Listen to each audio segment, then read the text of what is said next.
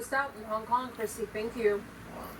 And Trump's tariff threats and calls for the U.S. to annex Greenland have sparked an international backlash against American products overseas. Later this hour, I will speak with a Danish man who is organizing boycotts of U.S. goods in Europe. That conversation is coming up in just about 25 minutes or so stick with us. Also, to our other top story this morning, U.S. Defense Secretary Pete Hegseth is heading to the Philippines today amid growing fallout from the so-called Signal scandal. The Atlantic magazine has published now additional text messages from that now infamous group chat on the Commercial Open Source app. The messages lay out U.S. military plans to attack Houthi rebels in Yemen, and they include what type of aircraft, drones, and missiles would be involved and what time they would strike. Now, the Pentagon acknowledges that Hegseth shared the details while the operation was underway, but Hegseth and many others from the Trump administration insist that none of it was out of line. There was no classified information transmitted. No classified information. Declassified the information? Well, the Pentagon says it was not. No classified information was shared. I didn't transfer any classified information. The White House says that President Trump has confidence in his national security team, but he now says that he's not sure if classified information was shared in the Signal chat. Mike Waltz, I guess he said he claimed responsibility. I would imagine. It had nothing to do with anyone else. It was Mike, I guess. I don't know. I was told it was Mike. Should Secretary Hegseth consider his position with the city? Hegseth is doing a great job. He had nothing to do with this.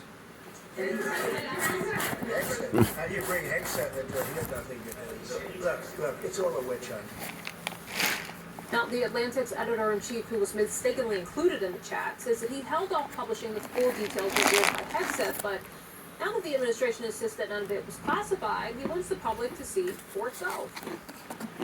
You know, at a certain point, the administration is saying that there's nothing classified or secret or sensitive in these. So at a certain point, I just felt, you know, let our readers decide for themselves. Read these texts that I got sitting in my car on my phone in a Safeway parking lot 2 hours before the attack launched, and you tell me if this seems like good operational security. Democratic lawmakers, meantime, demanding firing, resignation, and apologies from Trump officials involved in the Signal group chat. The directors of national intelligence and the CIA, both appearing before a House committee on Wednesday, where they got an earful.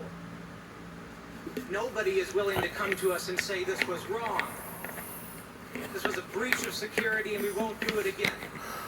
It is outrageous, and it is a leadership failure, and that's why Secretary Hegseth, who undoubtedly transmitted classified, sensitive operational information via this chain, must resign immediately. The idea that this information, if it was presented to our committee, would not be classified, y'all know is a lie. That's ridiculous. I've seen things much less sensitive be presented to us with high classification. And to say that it isn't is a lie to the country. And later this hour, I'll speak with Democratic Congressman Jonathan Jackson about the Signalgate controversy. That is coming up in about 30 minutes.